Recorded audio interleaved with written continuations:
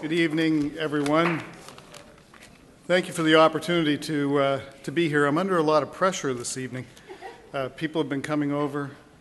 David and Peter was here a moment ago. He said, you've got to do a good job. My parents are here tonight.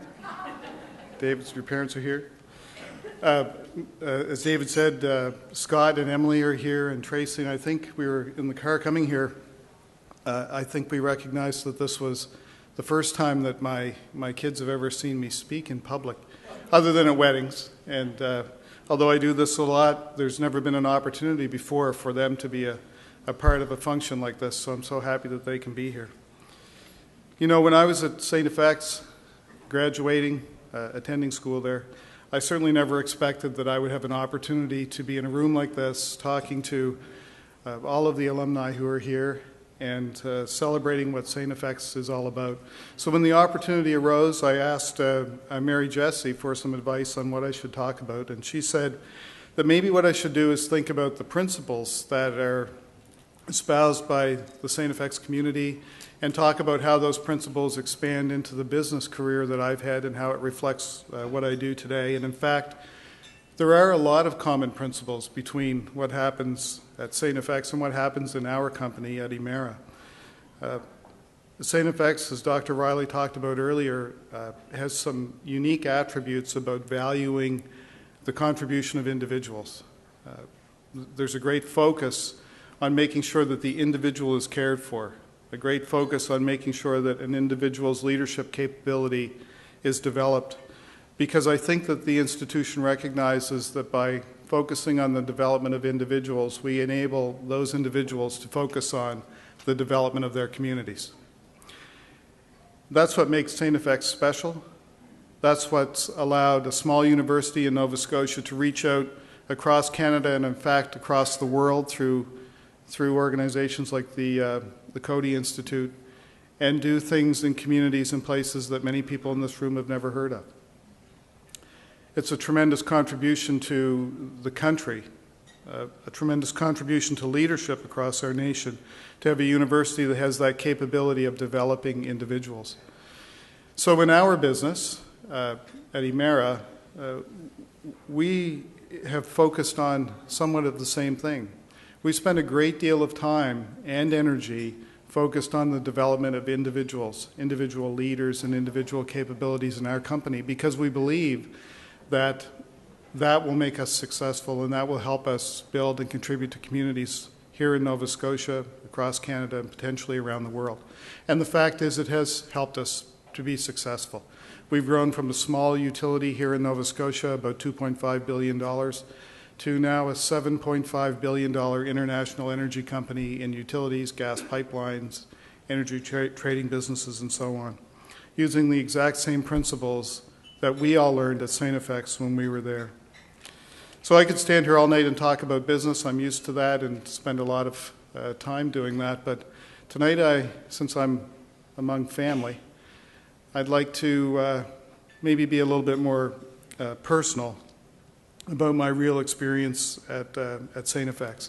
Now, most of you attended university with a high level of excitement, entered StFX, and probably within weeks, certainly months, but definitely by the end of your first year, you had fallen in love with the community and the institution that we know as St. Francis Xavier University.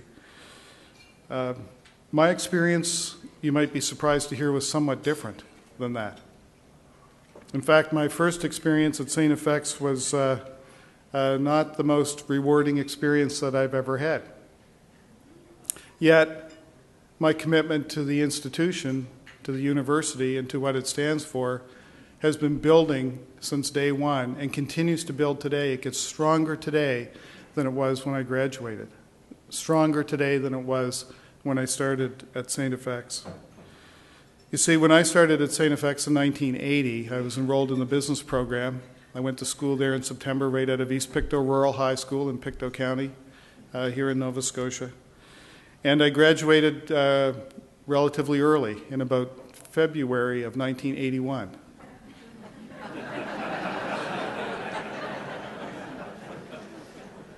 I was visiting with my mom and dad a couple of weeks ago, and Mom still has the letter, my graduation certificate.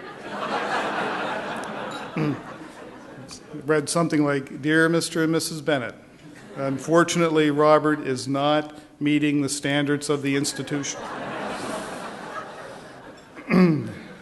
So, needless to say, it wasn't a good experience for me in the beginning, and it was because I wasn't open to what StFX had to offer. I wasn't open to the important values, to the principles, the sense of community or belonging. I quite frankly just didn't fit in because of my own attitudes, my own beliefs or lack of beliefs. And that led me down a different path, a path that I thought I could do on my own in the beginning, and I left university. It was a very dark time for me. There were a lot of bad decisions that I made at that point in my life, but fortunately there was one bright spot and one good decision I made, and that was to ask Tracy to marry me. Right after dropping out of university, I can't imagine how she ever...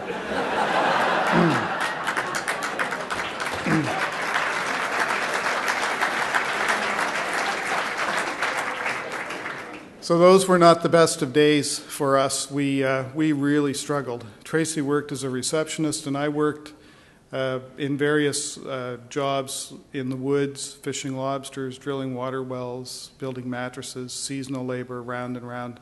And we lived in a little tiny apartment above Mary Brown's Chicken, and everything we owned smelled like fried chicken. For years and years.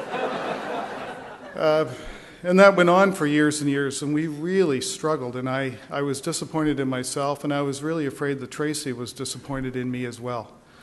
And I kept trying to get ahead, and I think the lowest point at that point in our life occurred when I made an application to vocational school to become a data entry clerk in this new-fangled world of computers. So this was in the early 1980s. And there was a standardized aptitude test to enter this program, and I came here to Halifax, wrote the test, and met with the counselor shortly afterwards to get the results, and the counselor explained to me that I didn't meet the qualifications to get into the data entry program, and that in fact the math scores on the test indicated that I didn't have the aptitude to be a carpenter, and that I shouldn't even pursue further vocational training. I should go back to the lobster boat or back to the woods. And that was a devastating time for us both, and it was a time that really changed me. And it was on that day that I decided I was going back to StFX, and I was going to take the toughest math program that there was, and in my mind that was electrical engineering. And so with Tracy's support, we saved enough for one term of tuition. I reapplied to StFX, was denied because I missed high school chemistry. I went back to night school, got my high school chemistry, applied again the next year, and got into StFX, much to the chagrin of the Dean of Science. So with my tuition paid and off to X, and I was motivated, I was humbled, and I really was open to what StFX had to offer. And what a difference, what a different experience I had. I managed through that first term with the help of a friend of mine, Wayne Meisner. Tracy and I couldn't afford to buy books, so Wayne used to exchange physics when he was studying math, or math, and we would trade back and forth like that so that I could have some books at home. And I made it through the first term, and at the end of the first term, my plan was to go back to work in the woods. And over the Christmas holidays, one of my professors, Dr. Doug Hunter, yeah, you feel about Dr. Hunter the way that I feel about Dr. Hunter. He called me and told me to come back, not to take the term off. And I went back to school, and Dr. Hunter had arranged for a scholarship from the physics department to allow me to continue. And that kept me in school. And he paid, and sometimes I wonder if he paid that himself, and kept us going through the rest of my time at StFX. And he and Willie Quinn, Dr. Quinn, sorry, for here. I would never have gotten away with saying that back in those days. They encouraged me to apply for scholarships, and I think it was their support that made the difference in terms of getting me a scholarship with Nova Scotia Power, in fact, which paid for the rest of my education and ended up with me being a part of the power company. all because somebody at StFX cared about me, wanted me to succeed, was willing to invest in me, and paid attention to an individual that for a long time nobody had really paid much attention to other than Tracy. When I went back to school after Christmas, my friend Wayne Meisner had decided that he was surprised to see me. Why, you're back? I thought you were gone. And he didn't want to share his books with me on the second term. But he made me a different deal. He said, I'll lend you the money to buy your own books. And I took that money and I promised to pay him back when we graduated from engineering school 5 years later. And I did that with interest. The interest was one large draft from Keith's Brewery down here.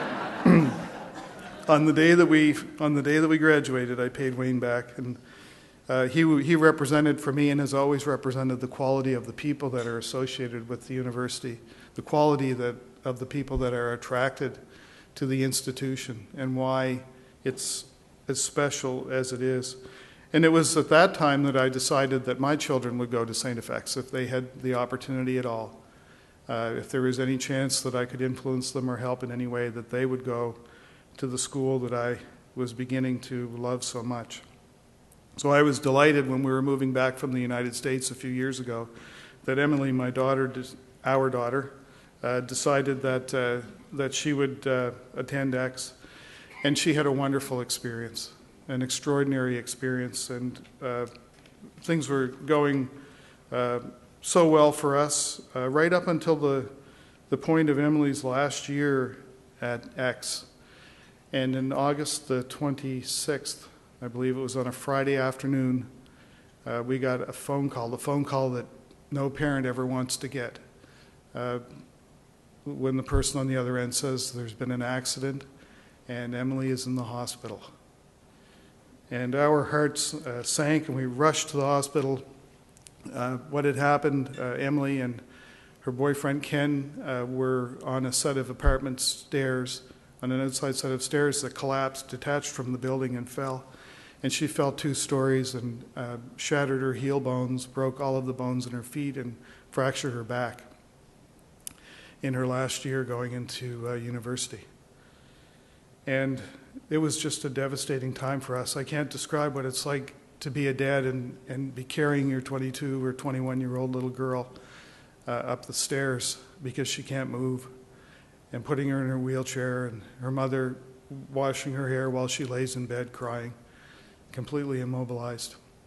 And it was at that time again that StFX stepped up. The faculty, the administration, all of the people associated with the operation of the university.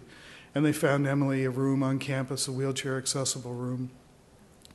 They did everything that they could have possibly done to help Emily get caught up in her programs, to arrange for her to get to classes.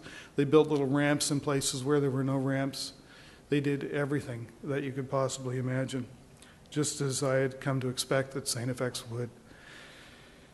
And just like Wayne Meisner, Emily's friend Jacqueline gave up her senior year in her life and moved into this wheelchair-accessible room with Emily and took care of her 24/7. Took care of my little girl, gave up all of her social life and did everything for Emily, and made sure that things were okay, just like the rest of us do for people who we've met at StFX and who are friends. And that's what makes me so proud to be a part of this whole community. There's something very special that happens in this institution. It, as Frank McKenna says, it's an institution that punches above its weight. There's no question that there's a special culture, there's a magic, there's something that happens there, and Dr. Riley tried to describe it. I don't think any of us can, but we know that it's true. It's a source of pride for all of us, for leaders across this country. It's a source of inspiration for people around the world. It's a second family for many of us. And I'm delighted that my son Scott, who's in his first year of science, is attending StFX. We're so proud of him and so happy that he's going to have the same very positive experience that Emily and I have had. The institution has had a tremendous positive impact on my life. It's going to have a positive impact on our lives as a family for generations to come, and I'm delighted by that. So now back to business. This special thing that is StFX, the special culture, people around the world are trying to figure out how to embed that type of feeling into a business, and I can tell you that if we can somehow make this culture happen in our business community here in Nova Scotia or here in Canada, we will have the type of organizations that can't be stopped. Thank you.